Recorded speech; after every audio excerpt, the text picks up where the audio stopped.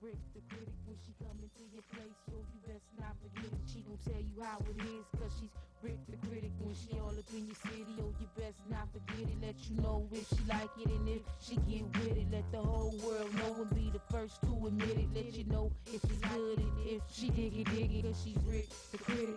Rick the critic, Rick the critic, Rick the critic. She the first to admit it if she can't dig it, cause she's Rick the critic, Rick the critic, Rick the critic, Rick. Hi, I'm Rick the Critic, and I'm glad you're here today. Oh man, you don't want to miss this show.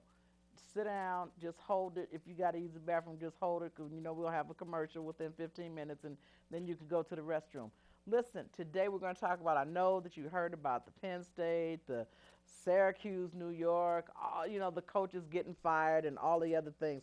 Mr. Bill and I have been talking about this off and on for the past couple of weeks, and we both came up and heard some very interesting things that you guys haven't heard. And so that's what Mr. Bill and I do. We dig up the stuff that you haven't heard. So anyway, Mr. Bill is here today, and we're going to talk about the Penn State and the firing of the coaches. I think we had a couple of coaches and some other stuff going on. But anyway, Mr. Bill, are you here? Yes, Rick. How you doing today? Yay! Hey, I'm doing great. How are you today? Fine. Glad to be here. Oh, listen, I'm glad you're here. Listen, you know what? We have some controversy going on here. Listen, what's the word on the Penn State thing? I'm a little confused too. I'm confused, Mr. Bill. I'm confused as to how it got from the 10 years ago to the. Could you kind of enlighten me here? I'm confused here. How it even came into the light? Yeah. Well, that was the number one. But the most recent, it happened recently. This young man came home and was talking to his mother and wanted to know about a weird site on the internet. And she put two and two together and figured the weird site was a sexual site. But she couldn't get too much out of the son. So she called his school, and schools have a way of getting things out of kids like that. So they put two and two together. When the boy went back to school, they talked to the boy, and the school figured out that something sexual happened to him, and that's how it all got blown up. The one 10 years ago was kind of shrugged up under the rug. Okay, I'm confused. I'm confused as to how you sweep up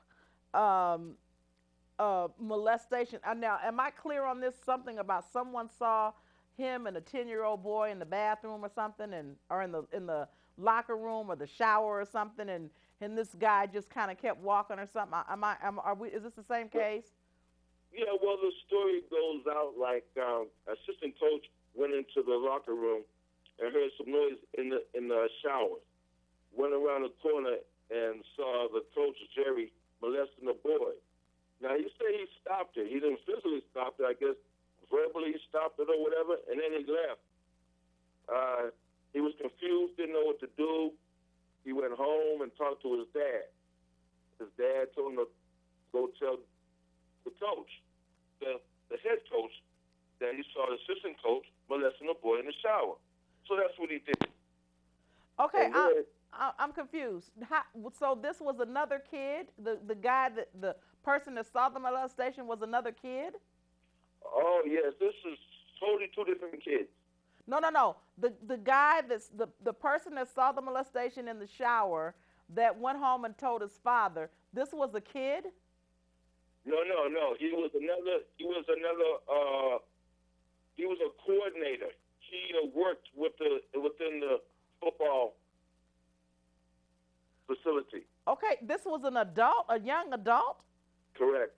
That just verbally said something and then went home to his father, and that was it? Well, yes, you have to understand that universities have different laws or different rules than we do. So when they see people like that, what they're supposed to do is go tell their superior instead of a layman like me and you would see it and go tell the police. So as long as he went and told his superior, he was okay. Okay, I guess I'm confused because I don't understand how any person over the age of 18 can see that type of inappropriate behavior and not go to the police or not take it any further. I don't understand how he felt like that was just it, that was all. Right, that's crazy, but that's what happened. But to tell his side of the story, he said he came back the next day, told the head coach, and then he did go to the police, and he told the police. But the police said they had no word, they didn't talk to him, he didn't come to us. So there's a controversy there. But now, it's crazy. Well, the police naturally, they're going to say no, and he naturally is going to say he went to the police. So that's kind of 50-50. We don't even really know how to call that one. But Right. now let me ask you this, because it was another interesting part of that case that you and I discussed. There was a district attorney involved. Oh, yes. There was a district attorney. This is the now you have to go back to the boy in the shower. This is when the district attorney came involved. They made an investigation. The district attorney had everything in his laptop, and they was going to indict Jerry. But then the district attorney came up missing, and his laptop came up missing. So all the evidence was in his laptop, and the district attorney never was found. And it's not been found to date? Nope, not been found today. They just pronounced him dead this year. His family just pronounced him dead this year. Now, Never was found, never was heard of again. Right now, he's actually missing. He's a missing person. But he was finally pronounced dead this year. okay, now this was 10 years ago or 7 years ago when Jerry was found in the shower with the little boy, somebody was, the district attorney was going to indict him. Back in 2003. Okay, he was going to indict him on Friday. He was getting ready to prepare to indict him on Friday, and on Monday he was missing and has never been found. He was going to indict him on Monday. Okay. His investigation was done on Friday. He was going to indict him on Monday, and the man disappeared over the weekend. All they found was his car. That was it. Okay, and he was going to indict Jerry. That's correct. And that should be some serious, I'd have to look at that very, very seriously. I mean, a district attorney comes up missing on a Monday when he's getting ready to indict Jerry on a Friday, and the police department say that this kid never came to them, never said anything to him. Now, how did the district attorney get the information? How did he get the information to try to indict him? I don't know. I don't know. But after that, it was and the link wasn't put together because he's a district attorney, and they got many other cases of many criminals, behind bars. So, they really can't put two and two together, I guess. Okay, so what they are claiming is that because he was a district attorney that put many behind bars, that all of a sudden when he started to indict Jerry, that he came up missing. It could be anybody's foul play. Yes, exactly. But it just so happened he was working with Jerry. Right. So the only thing happened back then to Jerry was the district attorney came up missing, so that legal case was gone. The only thing happened to him in the university was they took his keys. Okay, wait a minute. So when the keys to the door to get into the gym, to get into the facility, to get on the campus, they took his keys and told me he couldn't come. That's the only thing happened to him then. This was in 2003. Okay, so when the district attorney came up missing, it's like the case just got thrown out. Yep, that was it. There was no more because the case was in his laptop. So that was it. They just forgot about it. It's like a cold case. Well, not really a cold case because they don't have no information because all the information is in the district attorney's laptop. Well, a cold case like it's missing in action, I mean. I mean, it's really not funny. It's really sad, and I bet It the is. district attorney's family is probably has gone down to the police station many times and said to them, "Listen, this is connected to this." They probably have connected the dots. But you know how the police department, well, we don't have enough evidence for that. Nope. How Yeah. can we say that this is that just because you're going on how you feel? And his wife is probably saying, look, these people, when I talked to my husband last, he told me what he was working on, you know, blah, blah, blah, blah, blah. And I suspect he's a victim of foul play. Yeah, but you have to remember now, this is a state university. So this is the state. This is their school, in other words. You know what I'm saying?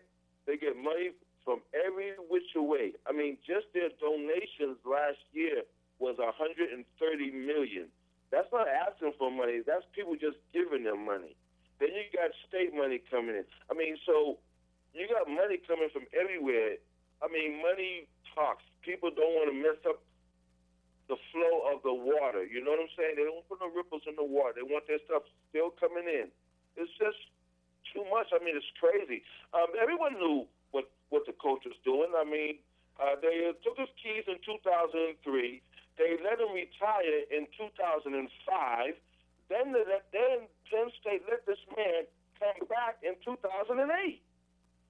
They knew what they would mess with these little boys. You know what I'm saying? I guess they figured since they're little boys, they're not mess with the college kids, it's okay. I don't know. And to top it all off, this man had a foundation he started back in '77 for little underprivileged kids. And this is where they say he started touching all these kids at. I mean, it's crazy. This has been going on for years. So now, are there any young adults, young men that are coming out and finally saying something? Yes, there's like 8 of them. He has something like 40 charges now against him. Now, this man, the accused, then hired an investigator. An investigator for what? What's he going to do, investigate himself? No. He's going to try and pick up dirt on all these boys. That's what they're doing. It's ridiculous. It's a he say, she say, and I mean everyone knew Jerry what the man was doing.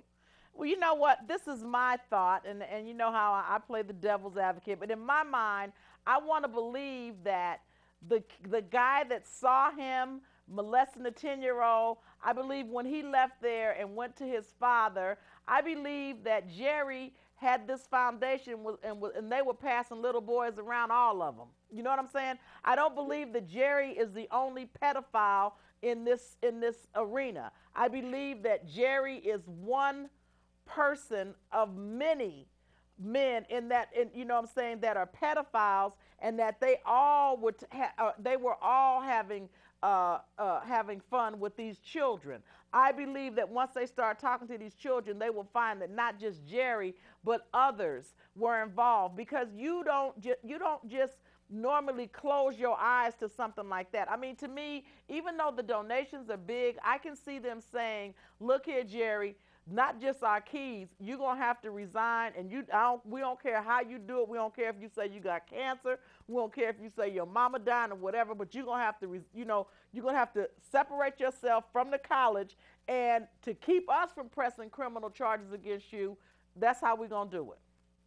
Yeah, they went on down the line. I mean, from the head coach to the president, they fired him. The university fired everyone except for the one who saw the boy in the shower with Jerry. They didn't let him go. Okay, listen, he's on permanent leave, paid leave. Listen, we're going to go to a break. We're going to come back, and Bill's got some more information. We're going to talk about Penn State. We're going to talk about Syracuse, the other coach that got fired, and just go use the bathroom, get your popcorn, come back and see us.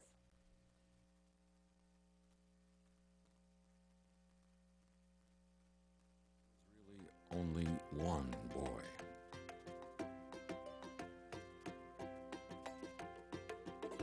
One girl.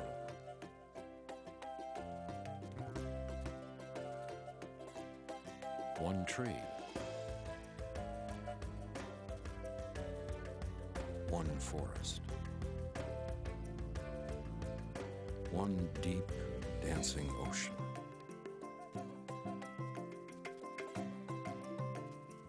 one mountain calling.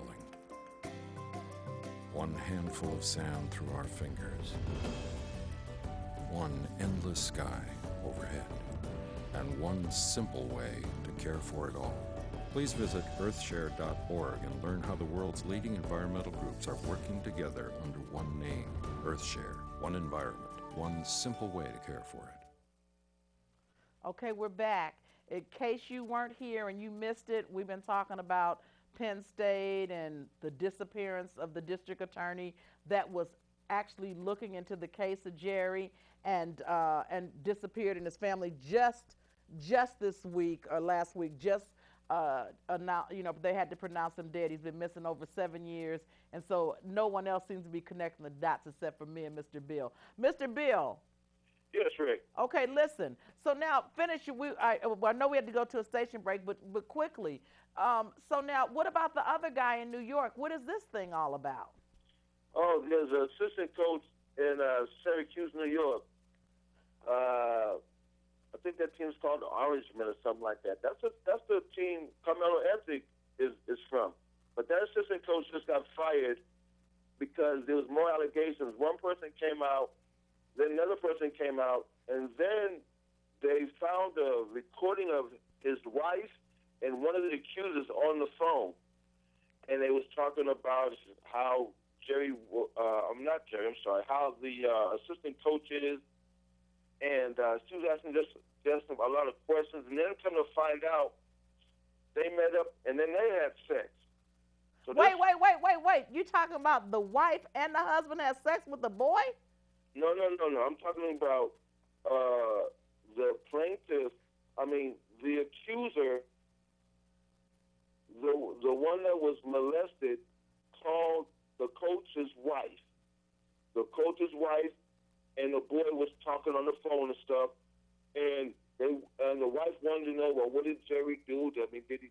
I'm sorry, not Jerry. What did the coach do? Did he give you sex? Did you give him oral sex? They were talking like that. It's actually a voice recording, and they're playing it on the news. Oh gosh. Yeah, and it's his wife. So then after they played the recording, they said that the wife met up with this boy, and they had a relationship. It's crazy. That's just nasty. That's just nasty. That is so nasty. So the university just fired him.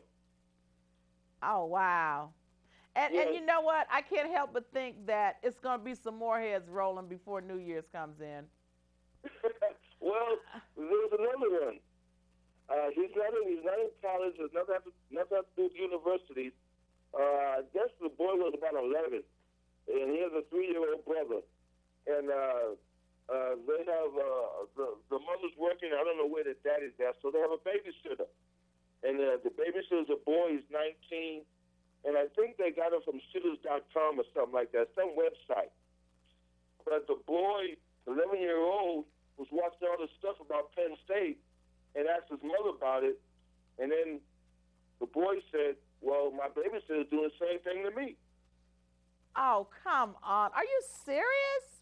Just happened today on the news. It just came out. Yeah. And I think they got it from Sitters.com or something like that. And the gentleman is 19 or something like that. And the 19-year-old, the babysitter is supposed to be molesting another 11-year-old who he's supposed to be watching. It's really getting crazy. Yeah, you know what? It's past crazy. And again... But that goes to show you that it should be on the news because it's happening everywhere and every house. So, you know what I'm saying? It needs to get out. So some of the stuff is redundant and they keep playing it, but sometimes it does a lot of good. Well, so it sounds like this, like you said, him hearing the Penn State thing, and then he looks at his mother because I guess he just thought it was okay. Whatever the guy was doing to him, it was okay. Yeah, kids, they don't know. They're just innocent. You adults try and do stuff to get away with kids. It's crazy. Well, the thing is that, and like I said, I'm just so sure that before New Year starts, we're going to hear more and more and more. These things have just gotten to a point where it's just full blown, and all of these hidden things that children are keeping. Now they're looking at it, and now they're connecting the dots, and it's like, oh, okay, wait a minute, that's not a good thing, that's the wrong thing. But with all this sex education in school and all of this going on in school, with all of this stuff that they want to do with cartoons and all that kind of stuff, and now you're telling me the kids can look at TV, look at a particular incident, and then equate it to something, to them, connected to them, when they're supposed to be learning this in school? Right. It's crazy.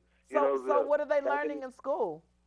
I don't know. Back in the day, you wonder. You used to tell your kids, don't watch too much TV, go play ball or go outside and shoot some hoops, go do some exercise or something. But now they need to sit in front of the TV to find out what's really going on outside their home, outside their environment, to know what's going on inside their environment. I say it all the time, and people don't get it. I mean, really, we're going to have to get back to the community, in the neighborhood. When we were coming up in the neighborhood, everybody knew, your grandmother lived maybe not far away from you if she didn't live with you. Your uncles and your siblings, everybody lived right around in the community. So you were able to spot people that were strangers if they came into your setting. Not to mention, I was talking to a guy that his uncle had been raping him since he was 6 years old, and this man was good and 40. Wow. And he said to his mother, look, this is what uncle's doing to me. And she told him, just go somewhere and sit down. You just being silly. So, it's a lot going on. But again, just like even when we talked about with the Michael Jackson thing, the parents have to take some responsibility. I mean, you can't just turn them loose and just expect them to kind of go for it. You kind of got to listen to what's going on. You got to look at the warning signs and stuff. I mean, I heard something about a little boy came home and his hair was wet or something, and his mother confronted the coach or something. I'm back to Jerry now. Uh-huh. Yeah, I mean, his mother said something about his hair being wet or something, and he gave her some kind of story about, why the little boy's hair was wet, and I think she kind of pushed the envelope too. But see, you know what's got to happen with people now? Me personally, we would be having this interview from the jailhouse, because if I walked into a room and Jerry was on a little boy, I would still be on top of Jerry, still working on him. And when the police came and pulled me off of Jerry and took me to jail, we would be having this interview from the jailhouse. Now, I still am not clear as to why the young man saw the incident and felt the need to go and talk to somebody else, because, again, he should have been looking for something to hit Jerry upside the head with. But, I mean, who knows? He might have been one of Jerry's victims, too. Maybe that's why he didn't really because I got to believe that that's a reaction that you would just not just look at and then just kind of back up and then go and, and tell a little child maybe, but not an adult. I still find that hard to believe. So we might even find out later on that he might have been one of Jerry's victims too. He might have been very silent about it because, it might trigger his memory too. Who knows? He might have a lawsuit. He might have a book. Who knows? But I'm pretty sure somebody gonna come out out of the closet with Penn State or something. Yeah. Also, with Penn State and Jerry, that happened in 2002, 2003. Back in 2000, some janitors saw Jerry mess with some boys. Then they didn't want to say nothing. They didn't want to lose their job. Well, you know what? I'm kind of wondering if it's about a job. See, it's three things that are floating in my mind. It's about money, money, and money. Now, I'm thinking it might be about money, not about so much as losing your job, but about somebody paying you under the table to keep your mouth closed. Because if they fire you, you can talk. So I'm thinking that somebody paid somebody to keep quiet and keep working there. I'm thinking that the young man that saw the 10-year-old in there, I'm thinking that he went to his dad, and I'm thinking his dad used that as leverage for his son's advancement in Penn State or whatever. Or he may have gotten some money. Then I'm thinking that Jerry probably passed these little boys around to these other pedophiles in there, and that everybody it's Jerry might have been a pimp.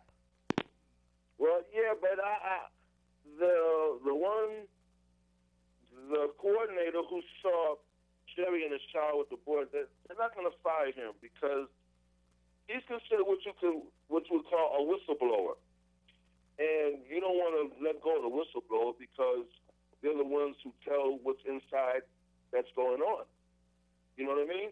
So Yeah, but they feel if they fire him, then that's like hurting the people who step up to tell the truth. In other words, you understand? The ones who step up to stop the things that are going on. So that's why he's on paid leave. I don't think they'll fire him. well, he's not But technically. they fire everybody else except for those other janitors. Yeah, but he's not technically a whistleblower. I mean, when I think of a whistleblower, I think of the person telling it before he just got caught, and now he's telling it. I think of the whistleblower as running and telling it before they get caught. No, I'm talking about the gentleman who went and told on the coach that had the boy in the shower. Right. He didn't become a whistleblower until the issue came up, and then he just started talking. No, he was the one that got the DA started. Oh. This shower incident happened in 2002, 2003, where the district kept missing. This is all that incident. Oh, so he did tell it. Yeah, he went to the coach, told the coach, and see, back then, they made a new law now, but back then, that's all that was required to do within the university is tell your boss. So the coordinator told the head coach that the assistant coach was in the shower with the boy. The head coach went and told his boss, the athletic director. The athletic director went and told the president. All the motherfuckers got fired because it was like a cover-up. They know damn well she should have still been there. Well, the thing is this. Okay, so he is technically a whistleblower. Yes. Okay. Well, you know what? I'm glad that he did say something, but so I guess he probably laid dormant because if the district attorney came up missing and nobody said anything about it, he probably figured that he could possibly be next. And so maybe that's why he kind of stepped back into the shadows until it came out real big, and then he got with it. But now listen, this is all the time we have. Mr. Bill, please tell me you'll come back and next year we'll be talking again. Okay. Absolutely. Listen, thank you for joining in. I hope you got a lot of insight on the Penn State and all the other stuff going on. Mr. Bill is here. We had a good time. We shared some information with you. I am so glad we had this time together. Have a wonderful holiday, and I look forward to coming into your living room next week.